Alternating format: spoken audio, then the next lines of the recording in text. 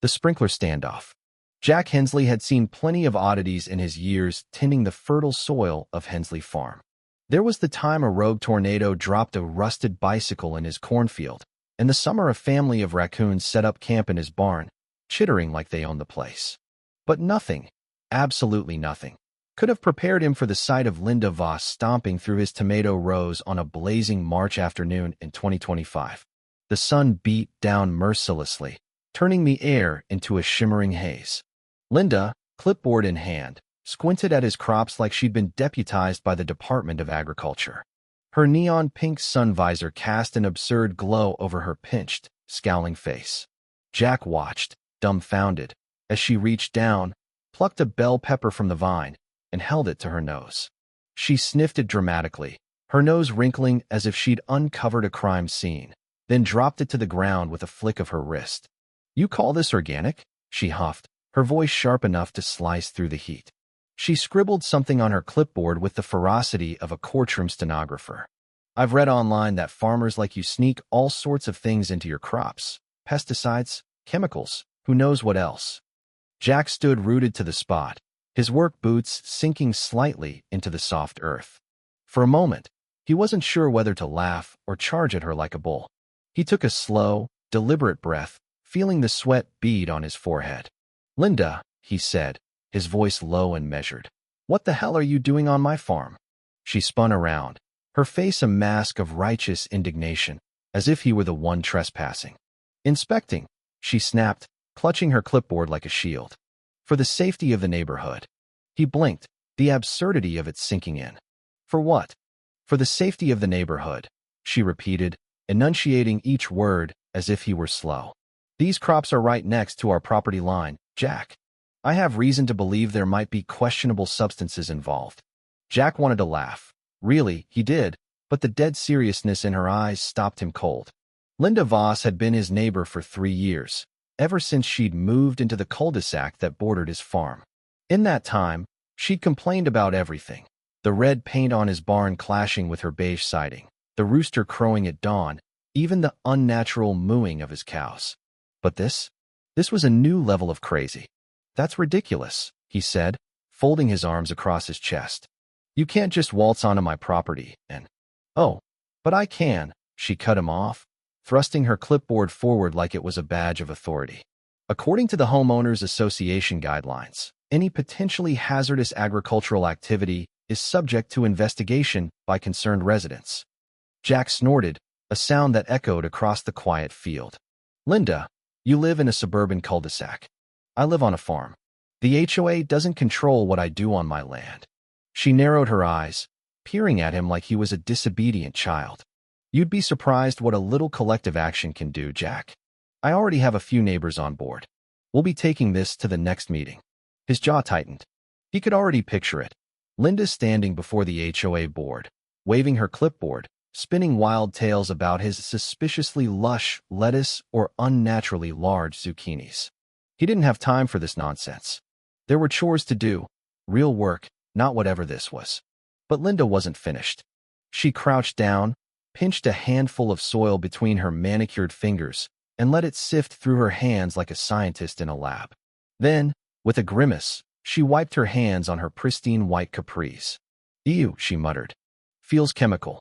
Jack ran a hand down his face, his patience fraying like an old rope. "That's dirt, Linda." "Is it?" she shot back, her tone dripping with skepticism. "Because I've been doing research, Jack. I know all about the things farmers use these days: pesticides, hormones, genetically modified." "I grow organic," he interrupted, his voice rising despite his efforts to stay calm. "Always have." She gave him a look that said she didn't believe a word of it, then bent down and poked one of his tomatoes with a finger. "Well, I suppose I'll have to take a sample for testing." That was it. That was the moment Jack decided enough was enough. He'd put up with Linda's antics for years, her petty complaints, her sanctimonious lectures. But if she thought she could turn his farm into her personal science project, she was about to learn a lesson. Casually, he turned toward his tool shed, making a show of checking his watch. "Well, if you're going to be here a while," he said, "let me just finish setting up today's irrigation schedule." Linda barely glanced at him. too busy scribbling notes on her clipboard. Jack strode to the control panel for his sprinkler system, an upgrade he'd installed last summer after it proved effective at keeping deer out of his fields. The best part? It was motion-activated, with high-pressure jets that could cover every row of vegetables in seconds. A smirk tugged at his lips as he toggled a few settings, cranking the pressure to maximum and disabling the delay timer. Then he stepped back, strolling toward Linda, who was now squinting at a row of cucumbers like they were hiding state secrets. "Linda," he called, barely suppressing a grin, "you might want to move." She waved a hand dismissively, not even looking up. "Excuse me, Jack, but I'm conducting important research." "Suit yourself," he said with a shrug. The sprinklers erupted. A sudden, violent blast of water shot up from the ground, drenching Linda from head to toe. She shrieked, flailing as the powerful jets pounded her designer blouse, sending her sun visor flying into the mud. Her precious clipboard soared through the air, landing with a wet splat in a puddle. "What is happening?" she screamed, spinning in circles as the sprinklers rotated, hitting her from every angle. Jack feigned surprise, biting the inside of his cheek to keep from laughing. "Oh, wow," he said, "didn't expect that." Linda stumbled backward, slipping in the mud, her arms pinwheeling before she landed flat on her backside in a freshly watered patch of soil. It was glorious.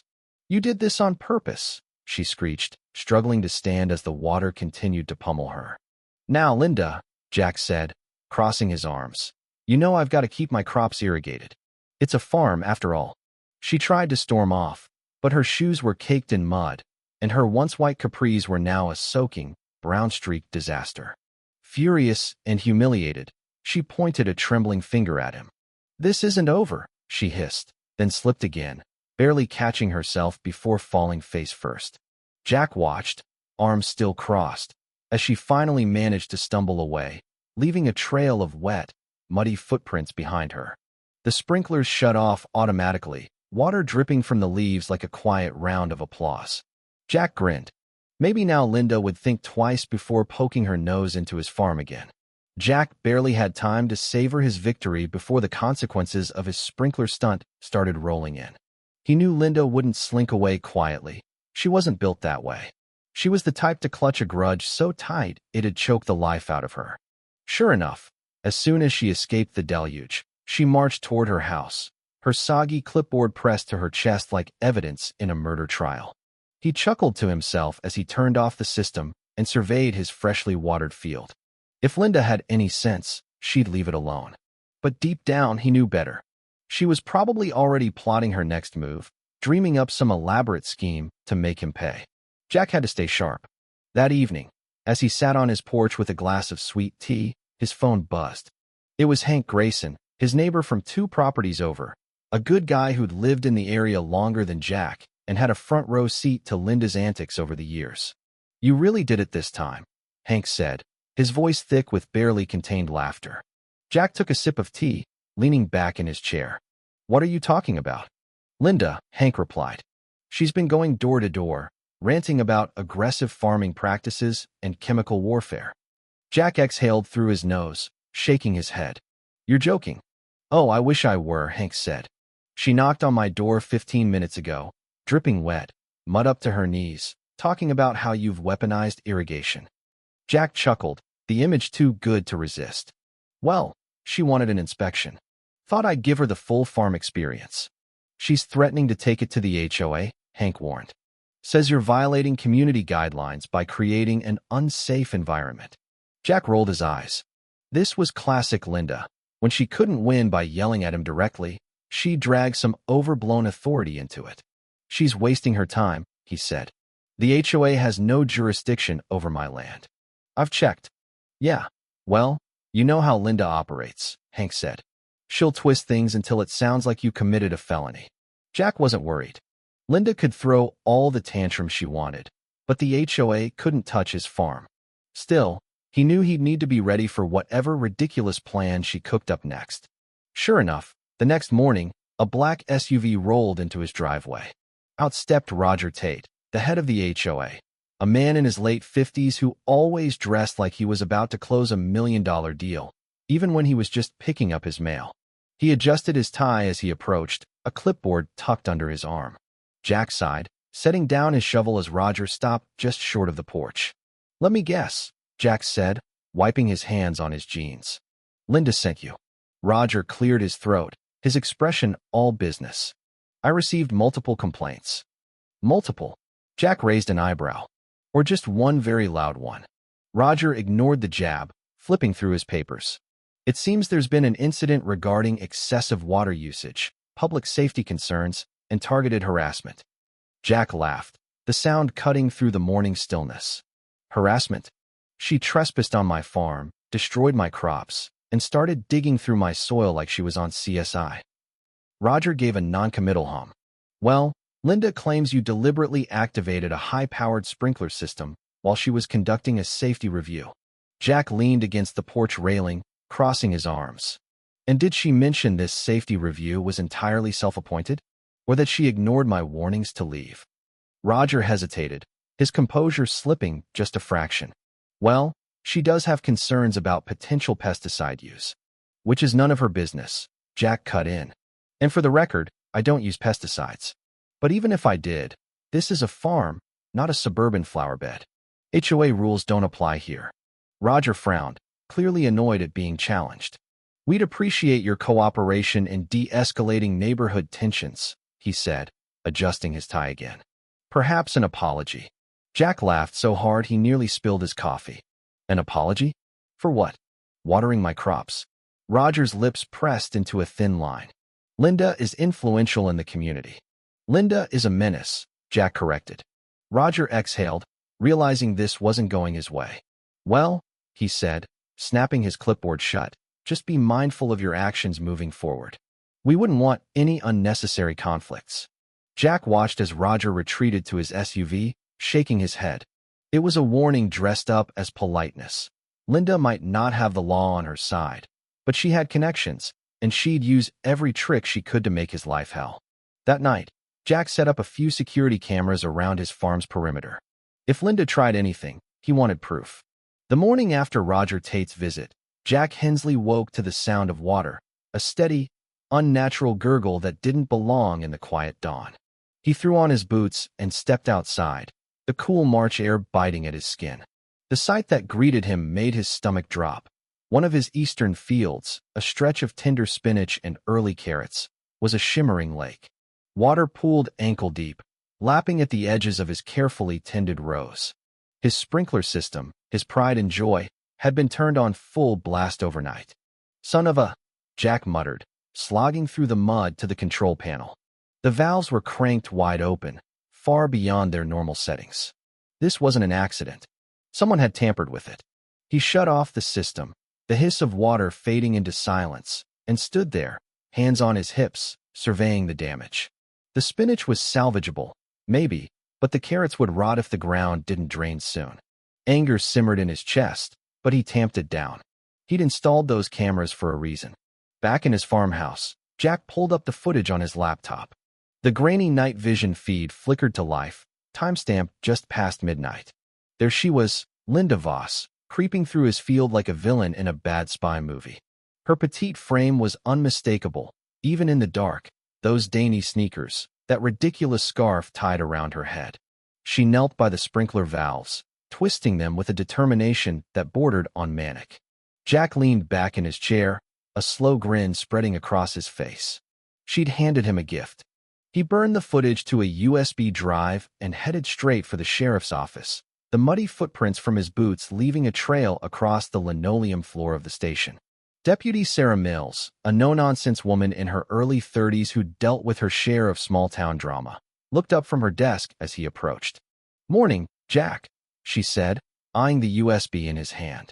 "What's got you in here before coffee?" "Trouble," he replied, sliding the drive across her desk. "Caught my neighbor sabotaging my farm last night. Flooded a whole field." Sarah raised an eyebrow, plugging the USB into her computer. The footage played, and she let out a low whistle as Linda's furtive figure filled the screen. "Well, I'll be damned. Linda Voss, huh? She's got guts, I'll give her that." "She's got something. All right," Jack said, crossing his arms. "I want her charged. Trespassing, vandalism, whatever sticks." Sarah nodded, jotting notes on a pad. We'll start with criminal trespass and property damage. I'll need a statement from you, and then I'll pay her a visit. She's not gonna like this." Jack smirked. Good. By noon, he heard the shouting before he even stepped outside. Linda's shrill voice cut through the air like a chainsaw, echoing down the gravel driveway. He ambled out, leaning against his truck, arms crossed, as Deputy Mills stood beside her patrol car, trying to keep the peace. Linda was in full meltdown mode, her arms flailing, her face red as a beet. "You called the police on me?" she screeched, jabbing a finger at Jack. "This is harassment." Jack raised an eyebrow, unfazed. "Funny, I was thinking the same thing when I found my crops underwater." Linda turned to Sarah, her voice climbing an octave. "This is absurd. He's lying. I was just..." "Just what?" Sarah asked, her tone flat and unimpressed. "Because we've got security footage that says otherwise." Linda's mouth opened, then snapped shut. For once, she was speechless, her eyes darting between Jack and Sarah like a trapped animal. Jack could practically see the gears turning in her head, searching for an excuse that wouldn't come. Finally, she let out a strangled noise, half gasp, half growl, spun on her heel, and stormed off toward her house, nearly tripping over a rock in her haste. Sarah handed Jack a copy of the incident report, her lips twitching with a suppressed smile. "Let us know if she tries anything else." "Oh, I will," Jack said, watching Linda's retreating figure. "But I've got a feeling this isn't over." He was right. Linda might have been knocked back, but she wasn't down. Jack knew her well enough by now. She'd retreat, regroup, and come at him harder. He spent the afternoon draining the field, cursing under his breath as he hauled buckets of water to the ditch. The physical labor kept his mind off her, but the knot in his gut told him this was just the beginning. For a few days, things were quiet, too quiet. Linda's silence wasn't peace, it was a storm brewing. Jack kept his cameras rolling and his eyes peeled, expecting her next move to be loud and dramatic. Instead, it came in the form of a crisp, official-looking letter stuffed into his mailbox on a Thursday morning. He tore it open, already bracing for nonsense, but even he had to pause at the sheer audacity of what he read. The HOA, those self-important busybodies, had decided his excessive water usage and unregulated farming practices violated community standards. Effective immediately, he was being fined $5,000 for creating an environmental hazard. $5,000. For watering his own crops. Jack laughed out loud, standing in the middle of his driveway, the letter flapping in the breeze. It was so ridiculous he read it twice, half expecting it to be a prank. But the HOA seal was real, and Roger Tate's signature stared back at him in smug, looping cursive. Linda's fingerprints were all over this. She'd turned her petty grudge into a bureaucratic weapon. He drove straight to the HOA office, a squat building on the edge of the cul-de-sac that looked more like a dentist's office than a seat of power. The receptionist, a mousy woman named Clara, gave him a nervous glance as he stormed in, the letter crumpled in his fist. Before she could stammer a greeting, Roger emerged from his office, his tie pristine, his smile oozing condescension. "I assume you received the notice," Roger said, folding his hands behind his back. Jack didn't sit. "You can't find me for watering my own farm." Roger adjusted his tie, unruffled.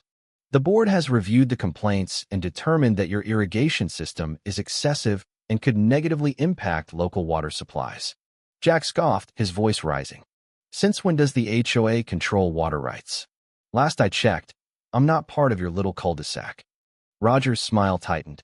"The HOA is responsible for ensuring harmony in the community. Multiple complaints have been filed." "Let me guess," Jack interrupted, stepping closer. "All from Linda." Roger cleared his throat, but didn't deny it. Jack shook his head, exhaling slowly to keep his temper in check. "You do realize I have security footage of her trespassing on my farm, right? And now you're trying to find me based on her nonsense." Roger's smirk faltered, just for a second. Jack pressed his advantage, lowering his voice. "I did some digging, too. Turns out Linda's property line isn't where she thinks it is. That fancy fence of hers. Part of it's on my land. Legally, she's trespassing every damn day." Roger's face twitched, a crack in his polished facade. Jack wasn't done. "And while I was at it, I found something else interesting. You own that little Airbnb rental down on Pine Road, don't you?" Roger stiffened, his hands dropping to his sides. Jack smirked. Funny thing, HOA rules explicitly prohibit short-term rentals in this neighborhood.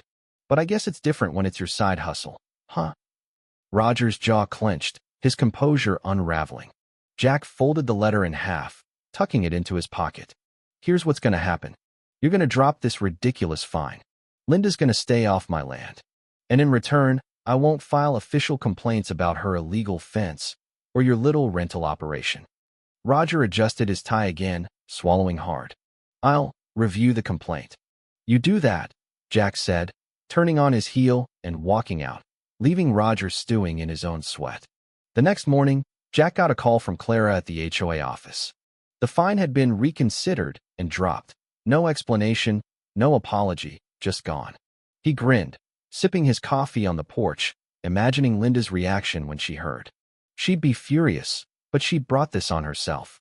That afternoon, he stepped outside to a new site, a construction crew tearing down the section of Linda's fence that crossed his property line. She stood on her lawn, arms crossed, her face a thunderstorm as the workers dismantled her precious landscaping. Jack leaned against his porch railing, coffee in hand, enjoying the show. Linda spotted him and marched over, her shoes crunching against the gravel. I hope you're happy, she snapped, her voice trembling with rage.